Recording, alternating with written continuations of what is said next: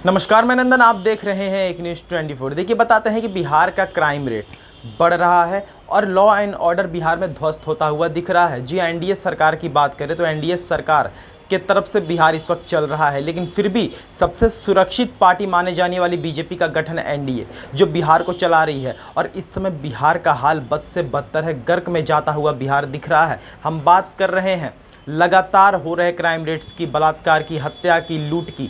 ये जो खबरें लगातार आ रही है वो इस विषय पर रोशनी डाल रही है कि आखिर बिहार का लॉ एंड ऑर्डर कहाँ गया। वही एनडीए सरकार जो शुरुआत से बिहार को जंगल राज से जोड़ती आई है और जंगल राज को लालू प्रसाद यादव के शासनकाल से जोड़ते आई है। इसी एनडीए के नेताओं का भी कहना रहा है कि जंगल राज जो था वो बिहार के लोग कभी भूल नहीं सकते हैं।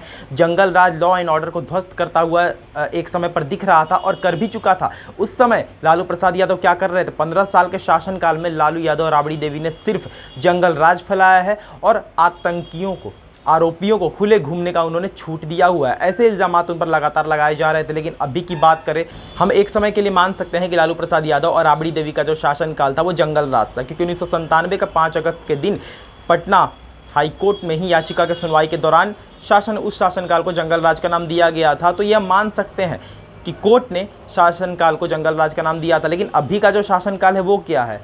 उस समय की अगर बात करें तो आम लोग सुरक्षित नहीं थे। अगर अभी की बात करेंगे तो अभी तो नेता मंत्री तक के परिवार सुरक्षित नहीं है, क्योंकि आपको पता होगा बीते दिनों मुकेश सहनी जो कि बिहार के पूर्व मंत्री रह चुके हैं और अभी के समय में वीआईपी प्रमुख हैं, मुकेश सहनी के पिता जीतन सहनी की निर्मम हत्या कर दी जाती है। आप समझिए कि एक मंत्री के पिता की अगर हत्या कोई बिना सोचे कर सकता है तो फिर आम लोग कहां से सुरक्षित होंगे? तो लॉ एंड ऑर्डर पर सवाल तो लगातार उठ रहे हैं, लेकिन यहाँ पर हत्या पर राजनीति ना होकर स्थितियों को सुधारने की ज़रूरत है, क्योंकि विधानसभा इलेक्शन नज़दीक है। और विधानसभा इलेक्शन नज़दीक है, उस विषय पर अगर बात करें तो बिहार की लगातार पुल गिर रहे हैं, रोडें गायब हो रही है, हाजीपुर को भी हिंसा का क्षेत्र बना दिया गया है। हर जगह लोग मारे जा रहे हैं, काटे जा रहे हैं, त्योहारों में भी अड़चनें आ रही हैं। और बात करें मुकेश सहनी के पिता की जो हत्या हुई है, तो जीतन सहनी का हत्या एक बहुत बड़ा धब्बा है एनडीए शासनकाल पर, कि एनडीए शासनकाल में एक प्रमुख के पिता भी सुरक्षित नहीं है। तो बाकी आम लोगों की क्या ही हम जिक्र करें। विधानसभा इलेक्शन नज़दीक है, क्या ये क्राइम रेट्स जो बढ़ रहे हैं वो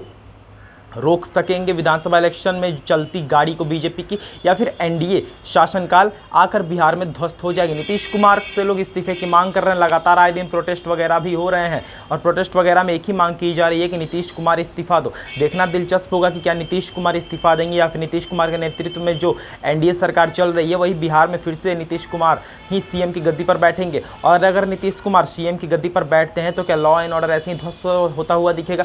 क्राइम रेट्स ऐसे ही बढ़ते हुए दिखेंगे? इस बात पर भी सवाल उठने शुरू हो चुके हैं। राजद की अगर हम बात करें तो राजद पर तो शुरुआत से सवाल उठे हैं कि राजद के शासनकाल जंगल राज के शासनकाल थे, क्राइम रेट्स हो रहे थे, आम लोग सुरक्षित नहीं थे। तो राजद में तो आम लोग सुरक्षित नहीं थे, लेकिन अभी बीजेपी एनडीए की सरकार है तो अभी तो नेता प्रमुख के भी माता पिता परिवार सुरक्षित नहीं है। इस बात पर ध्यान देने की ज़रूरत है कि जो लगातार क्राइम रेट्स बढ़ रहे हैं, आखिर उसके पीछे हाथ किसका है? आखिर क्राइम रेट्स रुकेंगे कब? क्या 2025 के विधानसभा इलेक्शन में हमें कोई ऐसा सीएम मिलेगा जो क्राइम रेट्स को रोक सके और लॉ एंड ऑर्डर को वापस से दुरुस्त कर सके? तो ये थी आज की रिपोर्ट। बाकी ऐसे और तमाम खबरों के लिए साथ बने रहो, देखते रहिए न्यूज़ 24। मैं नंदन अपने सहयोगी के साथ। धन्यवाद।